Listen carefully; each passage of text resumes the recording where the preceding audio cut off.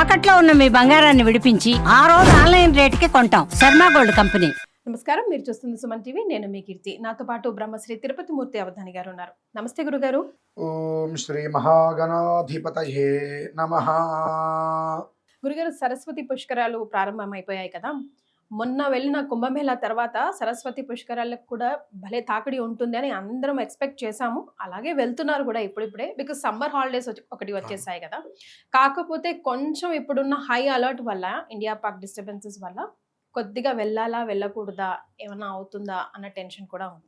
సరే, ఈ విషయాలని పక్కన పెడితే సరస్వతి పుష్కరాలని పూర్తిగా ఎలా సద్వినియోగం చేసుకోవాలి, ఎవరు వెళ్ళొచ్చు, ఎవరు వెళ్ళకూడదు, వెళ్ళాలనుకున్న వాళ్ళు ఏమేమి వెంట తీసుకెళ్ళాలి, అక్కడ చేయాల్సిన క్రతువులు ఏంటి, అసలు అక్కడ చేయకూడని పనులు ఏంటి, ఒకవేళ వెళ్ళాలి అని కూడా వెళ్ళలేకపోయిన వాళ్ళు, గర్భిణీ స్త్రీలు ఉంటారు, చిన్న చిన్న పిల్లలు ఉన్న వాళ్ళు ఉంటారు, పెద్దవాళ్ళు ఉంటారు. ముఖ్యంగా కుంభమేళా మొన్ననే వెళ్ళిపోయింది కదా గురుగారు. సో అది మిస్ అయిన వాళ్ళు అట్లీస్ట్ సరస్వతి పుష్కరాల కన్నా కంపల్సరీ వెళ్ళాలి అని అనుకుంటూ ఉంటారు. వెళ్ళలేకపోయిన వాళ్ళు వాళ్ళ ఇంట్లోనే ఉండి ఏం చేయొచ్చు అంటారు ఈ నెల రోజుల పాటు కూడాను? ప్రణో దేవి సరస్వతి వాజేభిర్వాజినీవతి ధీనామ విత్రియవతు శ్రీ మహాసరస్వత్యై నమః. సరస్వతి పుష్కరాలు అంతర్వాహిని. సరస్వతి నది ఎక్కడైనా చూడండి, అది అంతర్వాహినిగానే ఉంటుంది. ఇక్కడ అది సంగమం. ప్రాణహిత గోదావరి అంతర్వాహిని, సరస్వతి సంగమం. కుంభమేళా మనకు ప్రయాగరాజులో కూడా అంతర్వాహినిగానే సరస్వతి సంగమం. అది కూడా పుష్కరములు అనగానే ప్రతి ఒక్కరూ వెళ్ళవలసిందేనమ్మా. పెద్ద చిన్న పిల్ల పీచు అందరూ కూడా వెళ్ళి స్నానం ఆచరించవలసినదే. ఎందుకు స్నానం ఆచరించాలి? మన కుంభమేళలో స్నానం చేశాం కదండి, మళ్ళీ ఇప్పుడు చెయ్యాలా? నిన్న భోజనం చేస్తే ఇవాళ భోజనం చేస్తూనే ఉన్నాం.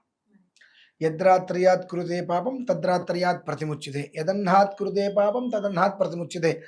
ఏ రాత్రి పాపం ఆ రాత్రి వెళ్ళిపోవాలి, ఏ ఉదయం పాపం ఆ ఉదయమే వెళ్ళిపోవాలి అని మనం కోరుకుంటాం. కానీ అది వెళ్ళిపోవడానికి ప్రయత్నాలు చేయలేము.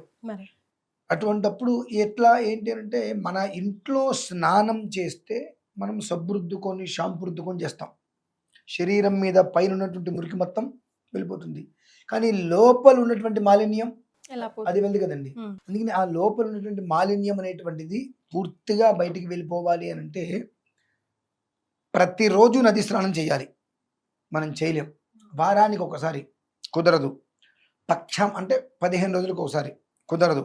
నెలకు ఒకసారి కుదరదు, కష్టం అంట. 6 నెలలకి కూడా కష్టం అంటాం. కావాలంటే మనం సముద్రానికి వెళ్ళి బీచ్ల దగ్గర కూర్చొని ఆడుకోవడానికి మనకు టైం కుదురుతుంది, కానీ నదీ స్నానం ఆచరించడానికి మనకు సమయం. అటువంటి వారందరికీ కూడా ఈ సంవత్సరానికి అంటే ఒక్కొక్క 12 సంవత్సరాలకు ఒక్కొక్క పుష్కరం, ఒక్కొక్క సంవత్సరం 2 ఏళ్ళకి ఒక్కొక్క పుష్కరం ఇలా వస్తూ ఉంటాయి. అట్లా వచ్చేటప్పుడైనా సరే కనీసం ఒక పుష్కరంలో ఈ 12 రోజులు, ఆ 12 రోజుల్లో ఒక్కరోజైనా సరే ఆ సంకల్పం చెప్పుకొని, సంకల్పం చాలా గొప్పదమ్మా. ఓకే, సో స్నానం ఆచరించే ముందు ఖచ్చితంగా సంకల్పం చెప్పుకోవాలి. ఎలా గురుగారు, ఏ విధంగా చెప్పుకోవాలి? మామూలుగా బ్రాహ్మణోత్తములు ఉంటారు, వాళ్ళని పిలిచి స్నాన సంకల్పం. ఆ స్నాన సంకల్పం గురించి ఒక్కసారి తెలుసుకుంటే ఖచ్చితంగా మనం ప్రతి 15 రోజులకి ఒకసారి నది స్నానం చేయడానికి ప్రయత్నం చేస్తామండి. సర్వ ప్రాయశ్చిత్తం, అలానే గర్భిణీ ప్రాయశ్చిత్తం, ఇలా రకరకాల ప్రాయశ్చిత్తాలు ఉంటాయి ఒక్కొక్క దాంట్లో. ఆ చెబుతున్నప్పుడు సంకిలీకరణానాం, మలినీకరణానాం, అపాత్రీకరణానాం, జాతి భ్రంశకరణానాం, అవకీర్ణకానాం, ప్రకీర్ణకానాం, రహస్యకృతానాం, మహాపాతకానాం, రహస్యకృత మహాపాతక చతుష్టయ వ్యతిరిక్త మహాపాతక సమరూప ఉపపాతకానాం, అజ్ఞానత సకృత్కృతానం అనుకుంటూ ఎన్నో రకాలుగా సంకల్పాలు చెప్పిస్తుంటారు. అందులో స్త్రీకి ఒక రకమైన సంకల్పం ఉంటుంది, పురుషుడికి ఒక రకమైన సంకల్పం ఉంటుంది. స్త్రీకి వచ్చేటప్పటికి భర్తరి దేశాంతరిగతే, భర్త ఏదన్నా గ్రామాంతరం వెళ్ళారు, రాత్రికి ఇంటికి రాడు, వేరే ఊళ్ళో ఉన్నారు, అప్పుడు ఆ భార్య తలలో పూలు పెట్టుకోకూడదు, అంగరంగ వైభవంగా అలంకరణ చేసుకోకూడదు. ఏదో ఇంట్లో పిచ్చి పిల్లలాగా అలా ఇంటి పని చేసుకుంటే అలా ఉండిపోవాలి. మీరు ఆయిస్తే భర్త ఊరిలో లేడు అన్నప్పుడు తలకు పూలు పెట్టుకోకూడదు. ఊరుకోండి గురుగారు, ఈ రోజుల్లో ఎవరండి? నేను ఈ రోజుల గురించి మాట్లాడట్లా, ప్రమాణం గురించి నేను చెప్తున్నానమ్మా. ఎందువల్లనంటే భర్తకి సర్వాంగ సౌందర్యంగా కనిపించాలి భార్య. తన కోసమే కదండి, తన కోసమే పూలు పెట్టుకున్నా ఏం పెట్టుకున్నా, తను లేనప్పుడు ఎందుకు నా పూలు. కొన్ని అంటే ఇంకా ఏ ఒక్క మనిషికి కూడా ఎలాంటి ఆలోచన రాకుండా ఉండాలి స్త్రీ మీద అంటే పిచ్చగా ఉంటే ఆమె గురించి ఎవరికి ఆలోచన రావు. ఇటువంటివి సంకల్పాలు ఉంటాయండి విశేషంగా. అట్లా తెలియకుండా పూలు పెట్టుకుని తిరిగినా దాని వచ్చే దోషాలు ఉంటాయి. ఆ దోషాలన్నింటిని కూడా ఇక్కడ నిర్వీర్యం చేస్తాయి సంకల్పాలు. అంటే ఈ లోపలి శరీరంలో ఈ పాపాలన్నీ కూడా మూటగట్టుకుని ఉంటాయమ్మా. పాపాలన్నీ మూటగట్టుకుని ఉంటాయి. భర్త లేకుండా పరగృహానికి వెళ్ళకూడదు. నిజంగా చెప్పాలంటే స్త్రీకు పెట్టినటువంటివి దోషాలు చాలా తక్కువేనమ్మా. పురుషుడికి పెట్టినటువంటి దోషాల గురించి కనుక పురుషుడు తెలుసుకుంటే నేను ఎందుకు పుట్టానని ఏడుస్తాడు వాడు. పురుషుడు నేను ఎందుకు పుట్టానని ఏడుస్తాడమ్మా. అన్ని దోషాలు పురుషుడికి ఉన్నాయి. కనీసం మాత్రం ఆ దోషం నుంచి ప్రక్షాళన కావడం కోసమే నిత్య విధానంలో మీరు నదీ స్నానం ఆచరించకపోయినా పుష్కరాలు అనేటువంటిది వచ్చినప్పుడు దేవతలు మొత్తం అందులోనే ఉంటారు కాబట్టి ఆ సమయంలో ఈ సంకల్పాన్ని చెప్పుకొని స్నానం ఆచరించడం వలన అంటే లోపల శరీరం అనేటువంటిది శుద్ధి అవుతుంది అనేటువంటిది ప్రధానమమ్మ. గురుగారు, ఒకవేళ లక్షల్లో వేలల్లో అక్కడ భక్తులు స్నానానికి వెళ్తారు ప్రజలంతా అని అనుకుంటున్నాం కాబట్టి బ్రాహ్మణోత్తంలో అందరికీ లభించే అవకాశం ఉండదు కాబట్టి ఒక మినిమం నాలెడ్జ్తో ఇలా సంకల్పం అట్లీస్ట్ ఈ వస్తువులు ఇలా పట్టుకొని ఇలా సంకల్పం చేసుకోండి ఈ సమయాల్లో అని చెప్పడానికి మనకి ఏమైనా ఉంటుందా? దొరకరు అనే మాట అబద్ధం. బ్రాహ్మణులు దొరకరు అనే మాట అబద్ధం. ఫస్ట్ ఆఫ్ ఆల్ లక్షల మందికి ఫస్ట్ ఆఫ్ ఆల్ సెకండ్ పుష్కర విధానం సంవత్సరాంతము ఉంటుందమ్మా. 12 రోజులు పూర్తిగా ఉన్నప్పటికీ కూడా తత్మా సంవత్సరాంతము కూడా మధ్యాహ్నం 12 నుంచి 2 గంటల వరకు పుష్కర స్నానం ఆచరించవచ్చు.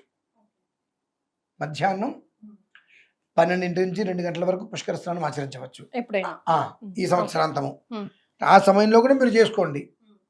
కావాల్సింది ఈ 12 రోజులలో ఇప్పుడు మీకు తెలిసిన పంతులు గారు ఉంటారు ఇంటి దగ్గర, వాళ్ళతో చెప్పి మనం వెళ్ళచ్చు.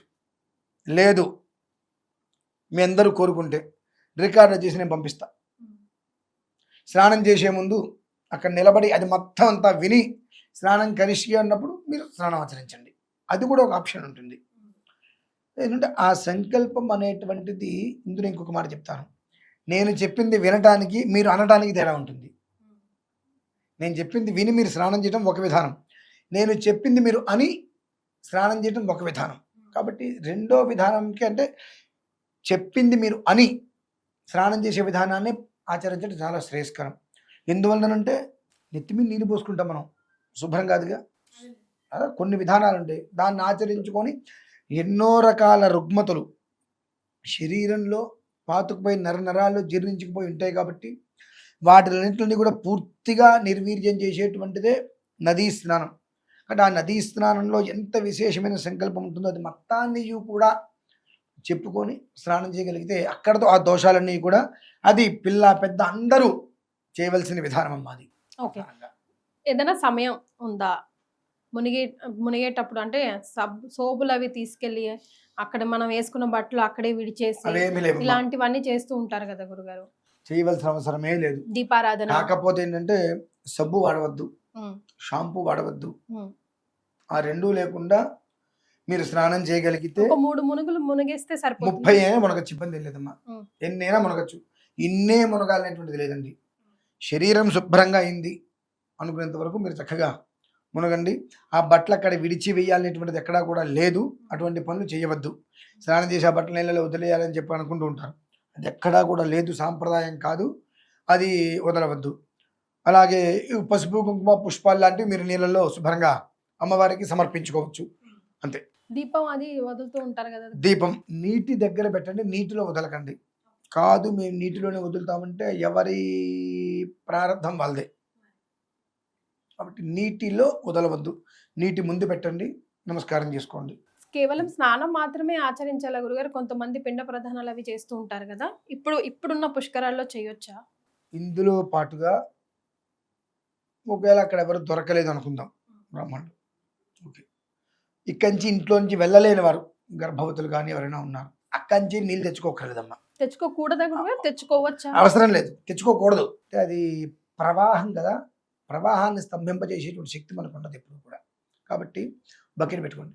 గంగా గంగేతి యో బ్రూయాత్ యోజనానాం శతైరపి ముచ్యతే సర్వపాపేభ్యః విష్ణులోకం సగచ్చతి అంబత్వా దర్శనాన్ముక్తి నజానే స్నానజం ఫలం స్వర్గారోహణ సోపాని మహాపుణ్య తరంగిణి విశ్వేశం మాధవం దుండిం దండపానించ భైరవం అని ఒక శ్లోకం అమ్మ. మీరు గంగా గంగేతి యో బ్రూయాత్ యోజనానాం శతైరపి అని గూగుల్లో కొత్త శ్లోకం వచ్చేస్తుంది. ఓకే ఓకే గురుగారు. ఆ శ్లోకాన్ని అనుకొని గంగలో మునగండి. అదే ఆ నీటి పుష్కర స్నానంలో నదిలో చక్కగా మునగేసేయండి. ఇంట్లో కూడా గర్భవతులు కావచ్చు, పెద్దవాళ్ళు ఎవరైనా ఉన్నారు, స్నానం చేసే ముందు బకెట్ నీళ్ళు పెట్టుకొని ఇక ఆ మంత్రం చెప్పుకొని ఆ నీళ్ళు స్నానం చేసేయండి. ఆ ఫలితం ఖచ్చితంగా వస్తుందమ్మా, సందేహమే లేదు అందులో. మంత్రంకి ఉన్న పవర్ అదే కదా గురుగారు. మంత్రమే పవర్. గురుగారు ఈ కాలం, ఈ సమయం, సాయంకాలం సంధ్యా సమయం, లేదంటే సూర్యుడు ఉదయించే సమయం అంటూ ఏమైనా ఉందా? అఫ్ కోర్స్ ఈ 12 రోజులు మాత్రం ఏ టైంలో అయినా చేయొచ్చు అని మీరు ముందే చెప్పారనుకోండి, మళ్ళీ కూడా ఒక ప్రశ్న వస్తుంది కాబట్టి. ప్రధానాంశం సూర్యోదయాత్ పూర్వం, సూర్యుడు ఉదయించడానికి మునుపు ప్రధానం. అది అట్లాగో మనకు కష్టమవుతుంది కాబట్టి మరీ ఇక 1:30, 2:30 దాటిన తర్వాత మునక్కుండా చూసుకోండి. ఓకే, మిట్ట మధ్యాహ్నం టైంకి మునక్కుండా చూసుకుంటే అది ఆరోగ్యానికి కూడా అంత మంచిది కాదు. 2 గంటల వరకు కూడా, 12 గంటల వరకు ఒకళ్ళు చేస్తే మీరు 12 నుంచి 2 గంటల వరకు కూడా కాస్త అనుష్ఠాన పరులు, మాలాంటి వాళ్ళు అనుష్ఠాన పరులు, దేవతార్చన చేసుకునే వాళ్ళు ఆ సమయంలో వస్తారమ్మా. పొద్దున్నే వచ్చేవాళ్ళు చాలా తక్కువ మంది ఉంటారు. ఆ సమయంలో స్నానం ఆచరించి అప్పుడు దేవతార్చనలు చేసుకునే వాళ్ళు విశేషమైన ఫలితం కాబట్టి ఆ సమయంలో వస్తూ ఉంటారు. ఆ సమయంలో స్నానం చేయండి కుదిరితే, అది మంచిది. 2:30, 3 తర్వాత మాత్రం మళ్ళీ అస్తమానం వరకు చేసే ప్రయత్నం చేయకండి, అదంత విశేషం కాదు. గురుగారు ఏ ప్లేసెస్ లో వస్తుంది ప్రథమంగా? మనకైతే తెలంగాణలో కాళేశ్వర ముక్తేశ్వర క్షేత్రం, దాని గురించి మనం చెప్పుకోవాలంటే 2 నిమిషాలు 3 నిమిషాలు సరిపోదమ్మా, అంత విశేషమైంది ఆ క్షేత్రం. కనుక ఆ క్షేత్రంలో సంగమం, ప్రాణహిత, గోదావరి, అంతర్వాహిని, సరస్వతి సంగమం. కనుక అక్కడ ప్రభుత్వం వారు అన్ని రకాల ఏర్పాట్లు చేస్తున్నారు. అలానే మన భారతీయ శంకరపీఠమును వైదిక సేవా సమితి, నా ఇద్దరు ఆధ్వర్యంలో కూడా అక్కడ వచ్చిన ప్రతి వ్యక్తికి చేసుకునేటువంటి ప్రతి కార్యక్రమానికి ఏ ఇబ్బంది ఉండకుండా 35 మంది చక్కటి శాస్త్ర పండితులచే అన్ని రకాల ఏర్పాట్లు కూడా అక్కడ జరుగుతున్నాయమ్మా. చాలా సంతోషం గురుగారు, ధన్యవాదాలు.